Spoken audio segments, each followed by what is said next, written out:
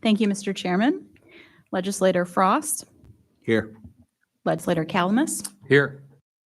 Legislator Mosier has been excused. Legislator Leindecker, Here.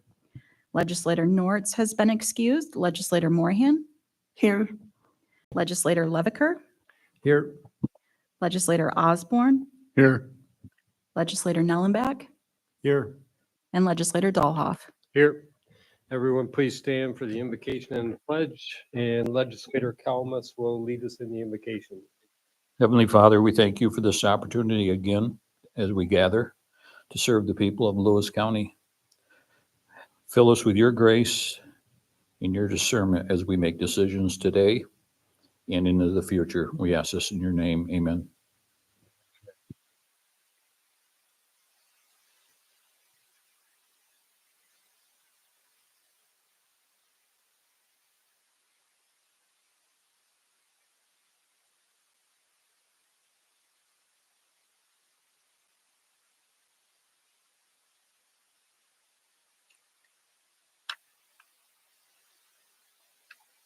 So tonight we have recognitions for 3 of our dairy farms, River Edge Dairy, Markham Harvesting, and Moserdale Dairy LLC are this year's recipients from Lewis County of the 2024 Century Farm Award. These farm recognitions are particularly important to us in Lewis County, as farming and ag has been the backbone of this county since its formation.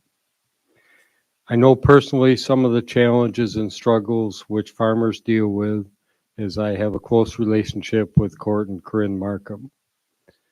Keeping a farm alive and productive through the passing of the stewardship from his great-grandfather and now on to his children is no easy task. It's a 24/7 job, complicated not only by the economics, but also of the sacrifices of time away from the family. I'm quite sure his wife, Corinne, may have a few things to say about that.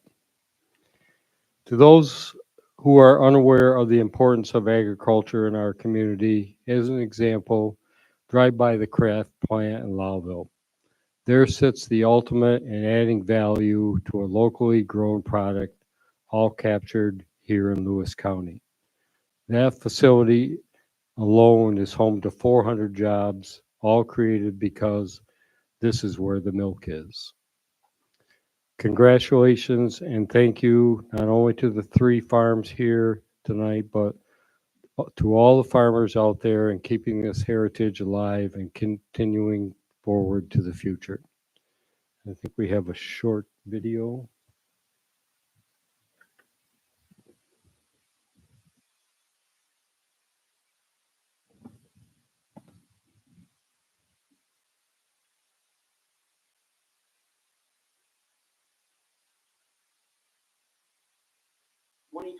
Century Farm Award.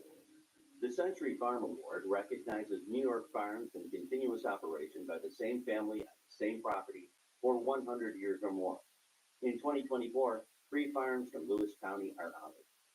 River Edge Dairy, Pastorland, New York. In 1923, Emmanuel and Christina Lehman purchased this 193-acre farm on the banks of the Black River in Pastorland, which means land of the beaver. Stretching 125 miles, the river empties into the eastern end of Lake Ontario, and as the Lehmans have personally experienced, is prone to flooding from heavy snowmelt and rain. On 2 occasions, their herd was evacuated. From the start, the dairy produced maple syrup and grew corn and hay for the herd. Richard and Pauline Lehman took over in 1964 from the first generation and passed the farm, now called River Edge Dairy, on to Delvin and Sharon Lehman in 1994. In 2021, Curtis Lehman, the family's 4th generation, joined the farm, and he manages day-to-day operations and finance alongside Delvin. River Edge Dairy has expanded to 233 acres and is considering the addition of a manure pit, a new barn better suited for year-round housing, and a sugar house for maple processing. Markham Harvesting, Constableville, New York.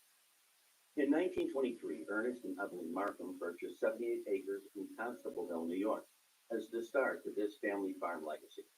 While Ernest also served as a rural mail carrier, the family family attends with corn, oats, and alfalfa to support their small Jersey herd. Son Robert enlisted in the Navy in World War II and was a decorated pilot. In 1946, he returned home, married his wife Rita, and transitioned to a Holstein herd full-time. Together they raised 15 children. Floor has contributed greatly to the farm's success. In 1978, Bob and Rita's son John Scott purchased the farm with his wife Evelyn.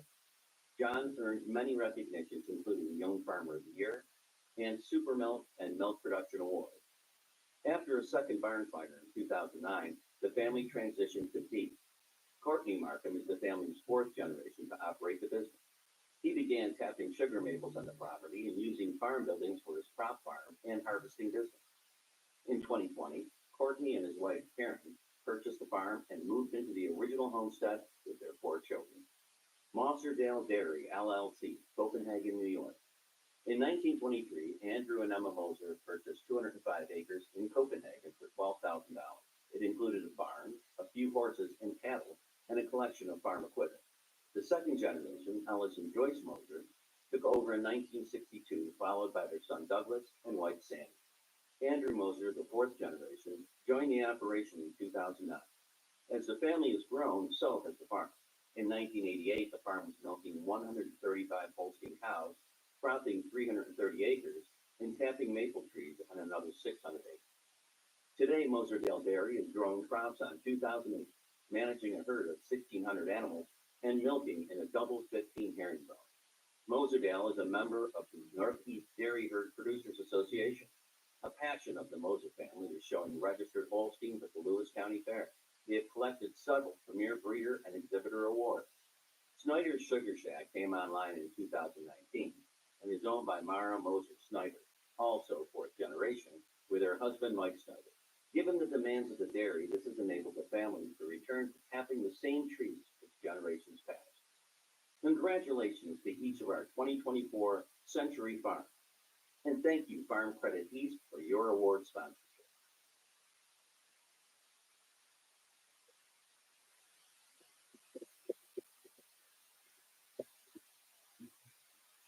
Since that,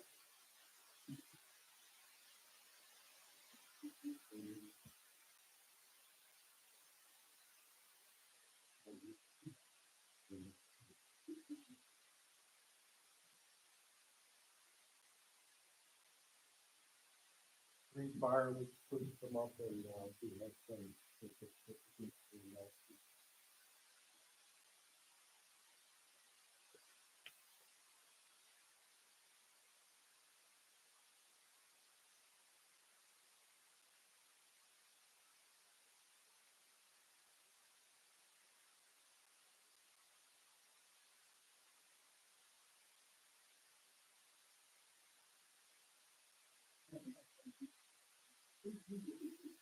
So there's only for lighting.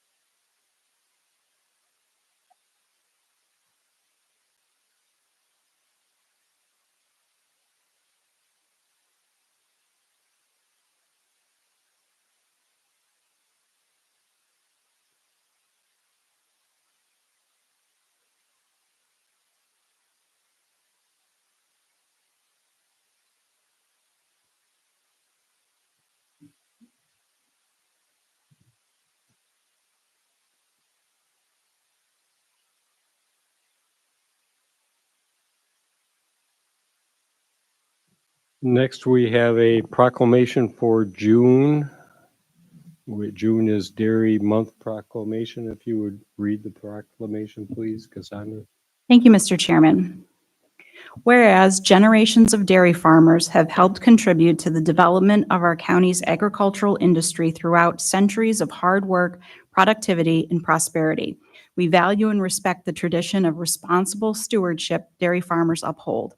And whereas the dairy industry is an important part of Lewis County and a significant contribution to the economy, thanks to the hard work and commitment of all our dairy farmers. And whereas milk and dairy foods provide health benefits and valuable nutrients to consumers locally and worldwide. And whereas the celebration of Dairy Month, highlighting the dairy industry, has developed into an annual tradition to celebrate our own Lewis County dairy industry and all the delicious dairy products it generates. Now therefore, I, Lawrence Dahlhoff, Chairman of the Lewis County Board of Legislators, do hereby proclaim June as Dairy Month in Lewis County and encourage all of our residents to recognize and express our gratitude to the dairy farmers of Lewis County for the contributions to our economy and the health of our communities. So a few comments. Tonight we have with us Dairy Princess Evelyn and Ambassador Zoe. The Lewis County Dairy Promotion Program is open to Lewis County youth age 7 to 21, for those who are interested in promoting Lewis County's #1 industry. This Sunday, they will be hosting the 60th annual Lewis County Dairy Princess or Princess Pageant at the 3G Fire Hall in Glenfield. Dairy Princess Evelyn will be giving her final address there. Evelyn is focused on educating school children and the public on the benefits of dairy products in their diets. And this year, 7 new members and several returning members will be welcomed to the promotion team, and a new princess will be crowned. So Princess Evelyn and Dairy Ambassador Zoe, would you come up and accept this proclamation, please?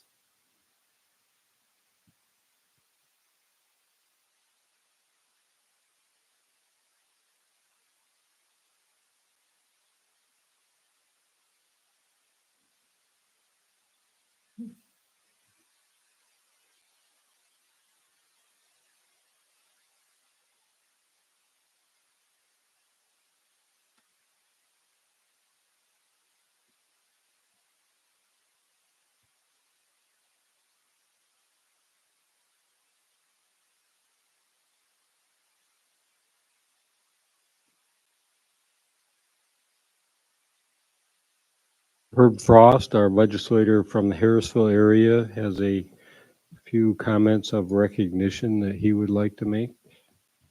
Thank you, Mr. Chairman. On the behalf of the community and our board, I would like to extend our heartfelt gratitude to Cheryl Luther for her dedicated service. Each year, around Memorial Day, American flags are placed on the headstones of our veterans, a tradition that has been upheld for decades. This meaningful act of remembrance was initiated by Cheryl's father, Donald Frazier, a veteran himself. Cheryl has graciously continued this tradition, ensuring that our veterans are honored and remembered for their service and sacrifice. Thank you, Cheryl, for your unwavering commitment in keeping this important tradition alive. Your efforts do not go unnoticed and are deeply appreciated by all of us. Thank you. Thank you, Herb. The May 7th board meeting minutes, if there are no amendments, stand approved. Privilege of the floor. Is there anyone here that would like to make comments under privilege of the floor?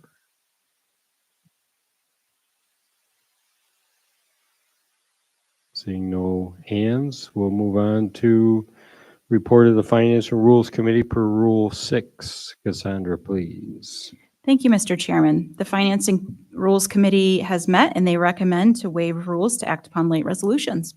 Need someone to move it. Josh, second by Andrea. Any discussion? All in favor? Anyone opposed? Motion carries. Clerk of the board reports, please. Thank you, Mr. Chairman. The Board of Legislators received 3 adopted resolutions from Cattaraugus County titled as follows: condemning the state of New York for including Part O of the Governor's Article 7 revenue bill regarding the siting of major electric transmission facilities, also known as the RAPID Act, in the fiscal year 2024-2025 budget. Urging the state of New York to enact the Rescue EMS package of legislation to strengthen our emergency medical services, which was also received by Columbia County, Greene County, and Yates County. And opposing Senate Bill 8461B, which is establishing the Sporting Range Good Neighbor Act. Another adopted resolution was received from Greene County titled Calling on the Governor and Legislature to Support Community Colleges, urging them to develop an equitable county chargeback formula and urging them to take over the cost of health insurance for community colleges as they do for four-year SUNY schools, which was also received from Orleans County. Orleans County submitted another adopted resolution titled Supporting the Passage of the State's Competency Restoration Process Bill in the 2024 legislation session. Yates County submitted an adopted resolution titled Recommending Review and Revision to New York State Bail Elimination Act of 2019. And that concludes my report. Thank you. We'll move to standing committee reports. Finance and Rules with Legislator Osborne, please. Thank you, Mr. Chairman. I'd like to report this month that the Planning and Community Development Department reports that they are preparing 3 Restore New York grant applications for the town of Lowville, Village of Lyons Falls, and Lewis County. In broadband, DANK is working to finalize the dark fiber build-out for the NBRC Catalyst project. And Lewis County was awarded $125,000 New York State DEC Adirondack Smart Growth Grant for a build-out. The department is assisting the Village of Krogan with the establishment of a zoning law for their municipality and held the first zoning commission kickoff meeting. Tiffany Sadowski has joined the team as the new community development program specialist and is working on public transformation.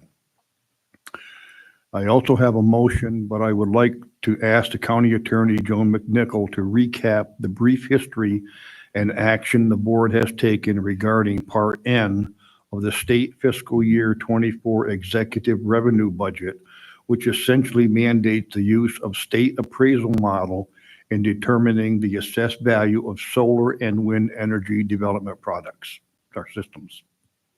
Thank you, Legislator Osborne. Real property tax law 575B was added under Part N of the governor's bill that was passed in 2021. It was done so without any debate, hearing, sponsor memos, or public comments on the effect of that bill.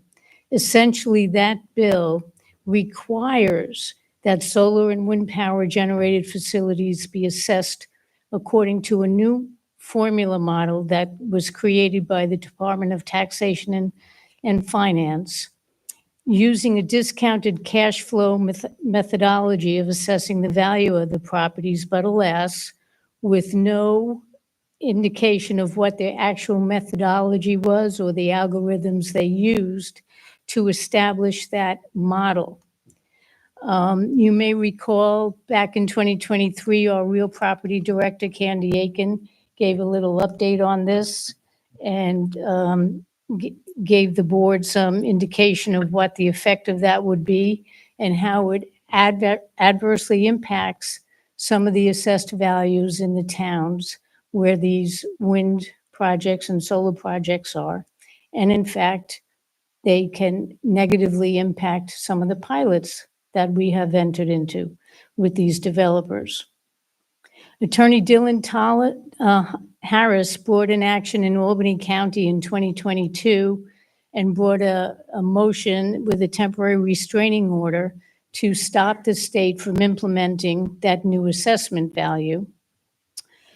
He was successful in getting that TRO established, but what the state did after that was to change the law and amend the State Administrative Procedures Act to address one of the issues that Mr. Harris had brought up in that TRO and in that lawsuit, and that basically rendered that lawsuit moot at that time. This board passed Resolution 63 in 2023, showing our opposition to Part N of that, of the budget and that appraisal model that's being used. In March of 2023, Legislator Mosier made a motion before the Finance and Rules Committee to request $10,000 from legislative contingency to be used toward the legal expenses of Mr. Harris's case with various town officials in Schoharie County, and to use that $10,000 for any of our town officials who would join into the action. Like I said, that action became moot, so that nothing happened at that time. Later on in 2023, Ryan, the county manager, earmarked $20,000 for this lawsuit, another lawsuit that Mr. Harris was going to bring on behalf of those towns. And that was in the budget. You approved the budget. We brought another resolution forward in December of 2023 to specify that that would be used for Lewis County town officials and assessors who might join the lawsuit in support of this Schoharie claim as well. That lawsuit, the current one, is an Article 78 and declaratory judgment on behalf of a number of town officials from Schoharie County, asserting that 575B is unconstitutional and infringes on the rights of the local municipalities to determine assessed values on properties in their jurisdictions. So that matter is pending. In the meantime, Legislator Mosier and I and Ryan met with some town officials who wanted an update on where we were because they were anxious to join the lawsuit, but wanted to know that the funding would be available. Legislator Mosier and I then contacted Mr. Harris again, who indicated that the board's approval of up to $20,000 towards that legal fee probably would not be sufficient, and requested that this board agree to add an additional $10,000 to the pot that would be used to reimburse the legal fees in this lawsuit based upon Lewis County officials who joined it, not for their overall legislation, but for our Lewis County officials who joined.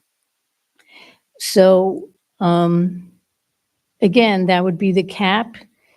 There is a motion that Legislator Osborne will now bring forward that basically would ask for this board to consider adding an additional $10,000 so we can have our town officials join the lawsuit and feel comfortable that those expenses will be covered. And I can tell you that with the generosity from Cassie Buell, she has the $10,000 available under one of her community lines in the budget already, so there's no additional money that we have to take out of contingency. So if anybody has any further questions on that whole process, but that's how we got to where we are today. And if you don't have any other questions, then I'll turn it back to you, Tom, to make the motion. Thank you very much, Joan. I move to authorize an additional $10,000 to be appropriated from Planning and Community Development Department Land Use Planning Policies account line and available for legal fee reimbursements to the Whitman, Osterman, and Hannah LLP on behalf of the Lewis County town officials who sign on to the lawsuit brought by individual Schoharie town officials against the state to challenge the adoption of state-mandated model appraisals for wind and solar systems in local municipalities. This additional appropriation will increase the amount set aside by the county for legal fees incurred in the action from $20,000 to $30,000. I make that a motion. Moved by Tom. Do I have a second? Josh, any further discussion? All in favor? Anyone opposed? Motion carries. And that's all I have, Mr. Chairman. Any questions for Tom? Thank you, Tom. And we'll move to general services with Legislator Moorhan, please. Thank you, Mr. Chairman. The Highway Department reports for the month of May that the sweeping has been completed and they have started cutting road shoulders. All the culverts on Blue Street have been replaced. The annual safety training has been held and all summer positions are filled.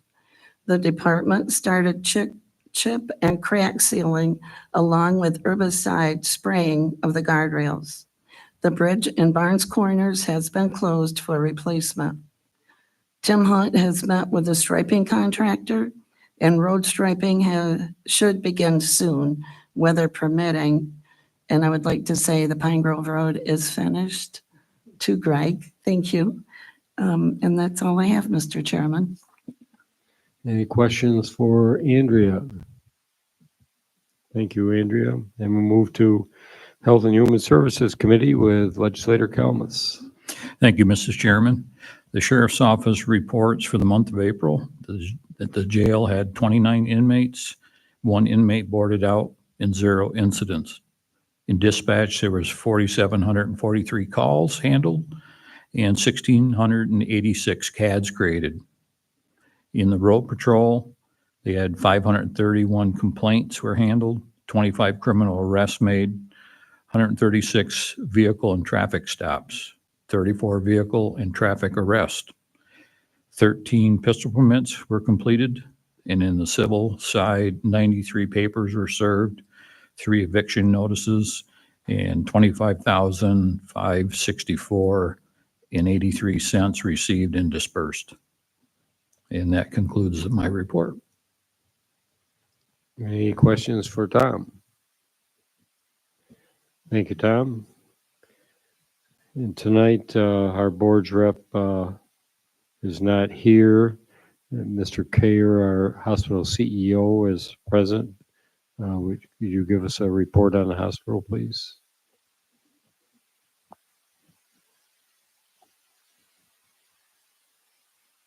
Thank you.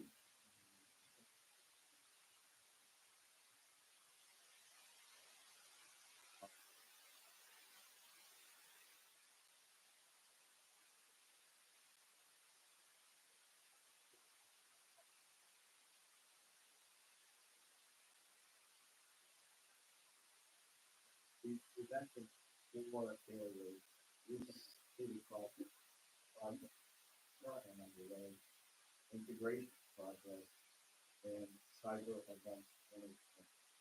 And I focus on the core. There are a number of plans that are now in draft status: incident response plan, business continuity plan, system recovery plan, downtown preparation plan, and safety assurance factors for assessment and risk-based authentication. Healthcare has been hit hard over the last few years. The cyber attacks several times in this country, so it is an initiative that is being taken seriously. We also had a presentation on corporate compliance last year. The state of New York made a number of revisions to house and very specifically, there is a focus review on affected individuals, the compliance officer, the compliance committee, compliance training, auditing, monitoring, and our next steps are the training plan, the work plan, whistleblower protection, enhancements to the website, a real practical changes. There will now be quarterly reporting to the board of managers.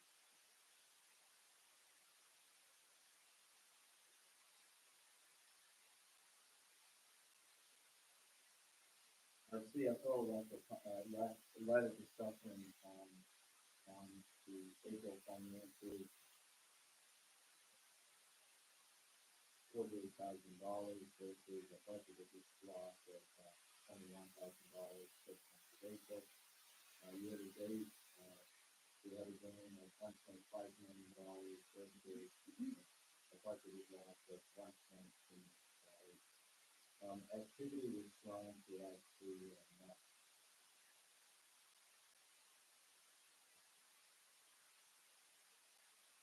With regards to the building project, we are in the final weekend, really punch list items, and right now I'm projecting to we will be made activity. We have full occupancy of all parts of the business, so all six stages, and we will over the next year have a small ribbon cutting ceremony for the next stage of the unit, with a real focus on all of the next on the unit setting up to the activity. So once the state time is an invitation and so that's really welcome. The board who Powell presented the 10-year capital budget. That's something we've been doing now for a number of years. As you know, investment in healthcare requires us to really think beyond next year or the year after. Really, pieces of equipment that we would pay for several $100,000 and can be over $1 million. So I feel pretty good about the work of the team and the development of the 10-year capital plan. And lastly, the board of managers reviewed and accepted the patient care contract presentation. The joint commission requires that we review with the board all of our clinical contracts, and they do really expect us to make aside from part of the operation. But also the 2024 Department of Social Services review. So with that, I know there are questions to me. Questions for Jerry? Thank you, Mr. Kayer. And we will move to the project manager's report with Jim Garrido. Understand you have a PowerPoint, Jim.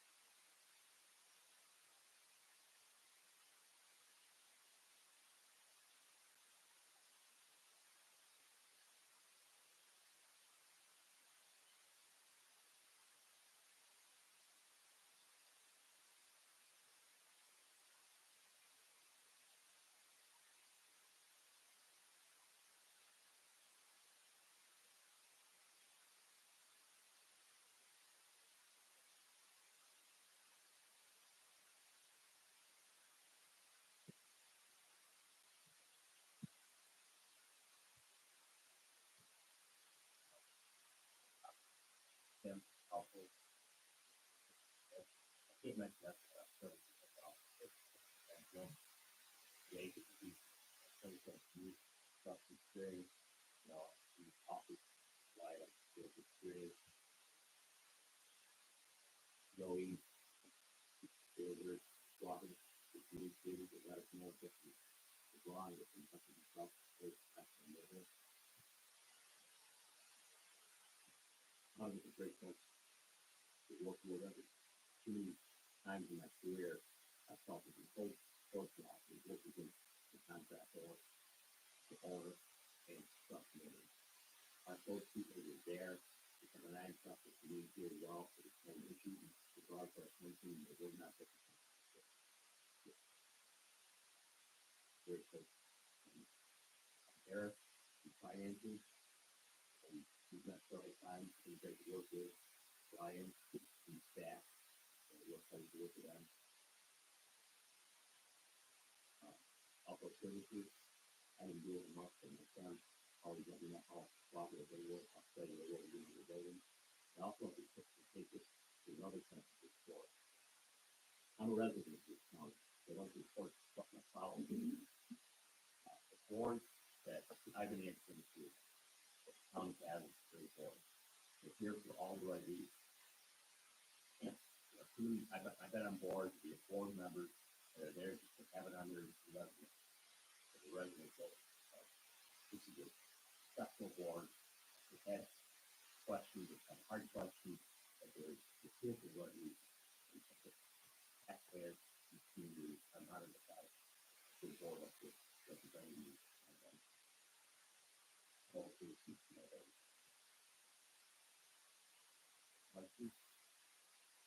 You know, I'm not going to be there.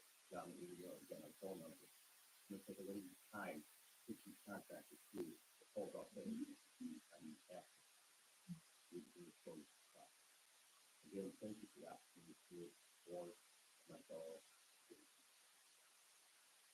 Thank you, Jim, for all your help.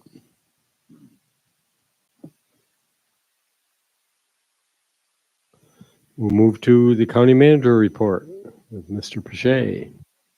Thank you, Mr. Chairman. A few quick notes. As you noted earlier, Legislator Mosher is excused this evening. That is because she's being recognized as a 20 under 40 award recipient by the Watertown Daily Times, which is quite nice. And in fact, we have 3 other Lewis County residents that are being recognized this evening. Anna Plotz, who of course works on our team. She is our Deputy Community Services Director. She's being honored this evening, along with Mallory Jackson, who lives in Lewis County, who works at JCC, and Megan Hellinger, who is an entrepreneur downtown that owns the Bateman Draft House and Munch and a couple other places. So unfortunate that it's on the same night as our board meeting, but congratulations to those folks. Just to build off Jim for a second, July 2nd at 3 o'clock will be our ribbon cutting. We were originally going to do it today. We moved it out because some people weren't able to attend. So it will be July 2nd, right before our board meeting at 3 o'clock. We'll go, is that right? We'll go down to outdoor services, do a little celebration, and then go up to the Board of Elections DMV building where we'll have some refreshments and cut the ribbon there. So that concludes my report. Thank you. Any questions for Ryan? If not, we'll move to county treasurer report. Eric, please. Thank you very much. Ryan was quick. Yeah. You have my written report. A couple of notes I would highlight. As noted in there, our audit firm EFPR will be attending the June 18th Finance and Rules Committee meeting. Audits are pretty dry, but I always think that's a good presentation, and you all, I'm sure, will be there. So look forward to hearing from our auditors for that 2023 report. And on another audit note, the Office of the State Controller is wrapping up their audit that commenced, I think, back in September or October of last year. They're coming next Tuesday to meet with Ryan and myself and Larry. Their process that they invite the small group to a verbal discussion of their report, and then they issue the full report to all of you. You might have even received that draft report. So that's their process. They I think if they sent you an email, what they told me is they offer you the opportunity to discuss with them one-on-one. They're very welcome and interested to do that. I think they did that earlier in the process. So please take advantage of that if you have questions or just anything else that you want to touch base with them on. So, and then they will give us 30 days to respond to that report, and then they will issue it as a public document after that. So getting close to wrapping that up, and it'll be good to discuss with them and see it come to a conclusion. You have a resolution in your packet regarding a payment for the IGT. You're all, I think, somewhat familiar with the IGT. The dollars we are seeing this year were much higher than expected. That's what the resolution deals with. And we drafted that a week or so ago. At that point, we had not yet received our notice that we needed to make that payment. We have received that notice, and as usual, they have a quick turnaround, so our payment is due to them on Thursday. So I'm not sure if you're discussing that resolution, but if you do have any questions now or when the resolution comes up, we'll answer them the best we can. That is all I have. Eric's a little tight on cash, so if anyone has any to contribute towards that $3 million, I'm sure he would appreciate it. Correct. We should be able to accomplish that this week. Thank you, Eric. And we'll move to the report of the Financial Rules Committee per Rule 7, please. Thank you, Mr. Chairman. The Finance and Rules Committee reports that they have examined the claims presented for payment in the total amount of $2,325,387.71 and recommend that they be audited and allowed for the amounts claimed. Someone like to move that? Tom Kelmus, second by Herb. Any discussion? All in favor? Anyone opposed? And that carries. Moving to consent resolutions, we are going to pull resolution 101. I believe 119 has been pulled. Are there any other resolutions that anyone would like to vote on individually?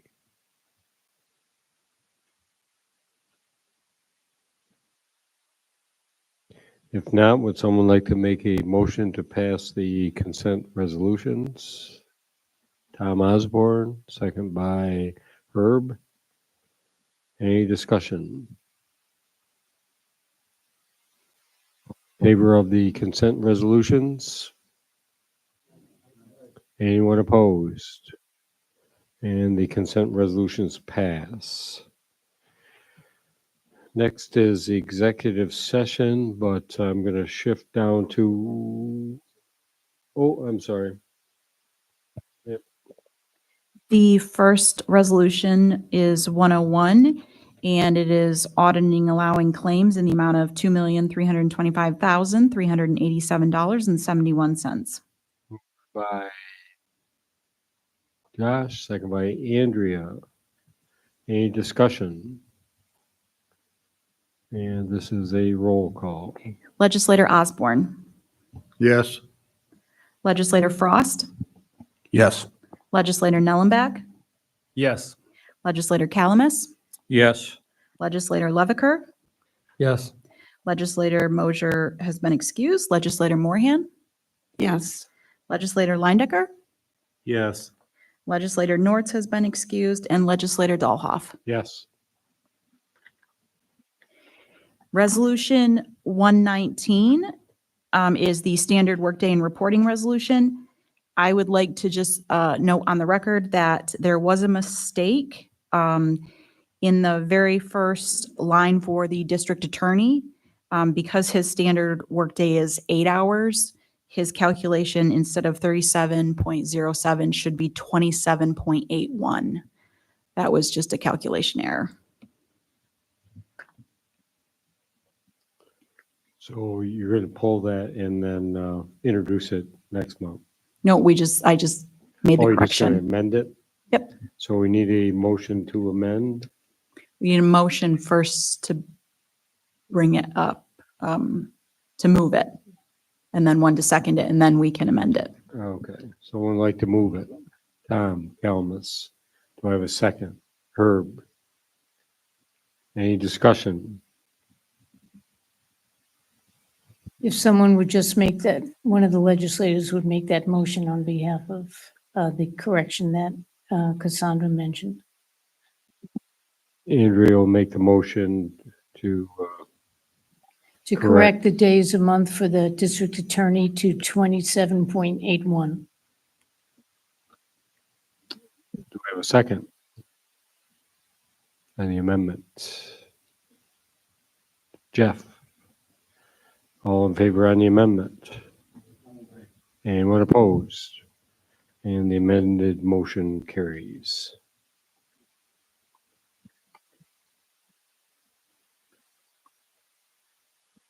So before we go into executive session, is there any other business needs to come before the board?